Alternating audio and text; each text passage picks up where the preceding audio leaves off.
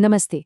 चलिए आज ग्रामर के जासूस बनते हैं और मिलकर इंग्लिश की उन पहेलियों को सुलझाते हैं जिनमें हम हिंदी बोलने वाले अक्सर उलझ जाते हैं। तो शुरुआत एक छोटी सी पहेली से करते हैं। स्क्रीन पर दिख रहे इस इंग्लिश सेंटेंस को जरा गौर से देखिए। क्या ये आपको सही लगता है? देखिए, बहुत से लोग इसे ऐसे ही लिखते हैं, पर असल में ना ये एक बहुत ही कॉमन मिस्टेक है। लेकिन फिक्र की कोई बात नहीं, इस सेशन के आखिर तक आपको एकदम साफ पता चल जाएगा कि ये गलत क्यों है और सही क्या है। ठीक है, तो अपनी जासूसी शुरू करते हैं। देखिए, हर जासूस के पास कुछ टूल्स होते हैं और हमारा सबसे ज़रूरी टूल है सब्जेक्ट वर्ब एग्रीमेंट का ये बुनियादी नियम। इसका मतलब बहुत सीधा सा है। अगर सब्जेक्ट एक है यानी सिंगुलर, तो वर्ब भी सिंगुलर होगा।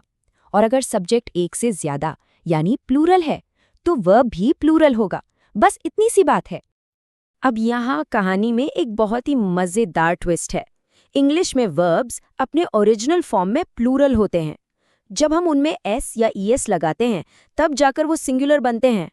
ये नाउन से बिल्कुल उल्टा है, और यही हमारा सबसे बड़ा सुराग है। तो पेश है हमारा पहला केस, छुपे हुए सब्जेक्ट का राज। कभी कभी असली सब्जेक्ट दूसरे शब्दों के पीछे ऐसे छिप जाता है कि हमें पता ही नहीं चलता। और इस केस में हमारे मुख्य मुजरिम हैं प्रीपोजिशंस और कलेक्टिव फ्रेजेस। इनका एक ही काम है, हमारा ध्यान असली सब्जेक्ट से भटकाना।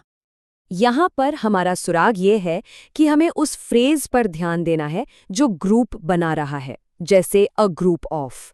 इसके बाद आने वाले प्लूरल नाउन पर नहीं, लड़कों का एक ग्रुप। तो बात एक ग्रुप की हो रही है, इसलिए ये सिंगुलर है। तो सबसे जरूरी बात यह है कि वर्ब ए सेट के हिसाब से लगेगा, जो सिंगुलर है, ना कि क्वेश्चंस के हिसाब से। और लीजिए, हमारी पहली पहेली सुलझ गई, केस क्लोज्ड। और यहीं से हमें अपना अगला सुराग मिलता है। एक सिंपल सा हैक है, हमेशा प्रेपोजिशन से पहले आने वाले नाउन को पकड़ो। ज्यादातर मामलों में असली सब्जेक्ट वही होता है। जैसे यहाँ असली सब्जेक्ट राम नहीं है, बल्कि बुक्स है, जो कि प्लूरल है। तो जाहिर है वर्ब भी प्लूरल ही होगा, हैव ना कि हैज। चलिए अब कुछ ऐसे सस्पेक्ट्स पर नजर डालते हैं, मतलब कुछ ऐसे रूल्स जो अक्सर पैटर्न तोड़कर हमें कंफ्यूज कर देते हैं। ये एक क्लासिक ट्विस्ट है। यहाँ एक एडजेक्टिव एक प्लूरल नाउन की तरह काम कर रहा है। जब हम कहते हैं द पुअर, तो इसका मतलब कोई एक गरीब इंसान नहीं, बल्कि दुनिया के सभी गरीब लोग होते हैं। और क्योंकि द पुअर सभी गरीब लोगों की बात कर रहा है, तो हमारा सब्जेक्ट प्लूरल हो गया। इसीलिए इसके साथ प्लूरल वर्ब आर ही आएगा।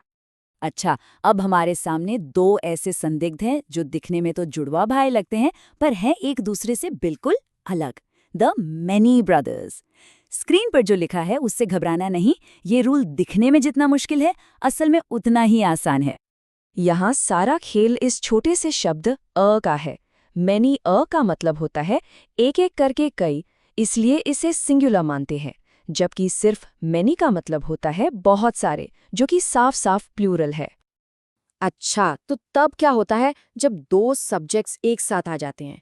क्या वो पार्टनर्स इन क्राइम बन जाते हैं? और ऐसे में बेचारा वर्ब किसका साथ देगा? यहाँ पर काम आता है नज़दीकी का नियम। मतलब वर्ब अपने सबसे करीबी सब्जेक्ट की साइड ले लेता है। बस ये देखना है कि वर्ब के ठीक बगल में कौन सा सब्जेक्ट खड़ा है।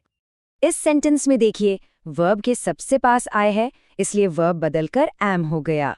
ये नज़दीकी के नियम का एक परफेक्ट एग्जाम्पल है। और इस केस में हमारे आखिरी पार्टनर्स इन क्राइम है ये प्रोनाउंस।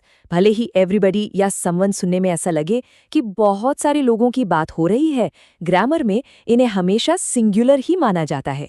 इसीलिए हम कहते हैं एवरीबडी इज हियर, ना कि एवरीबडी आर हियर।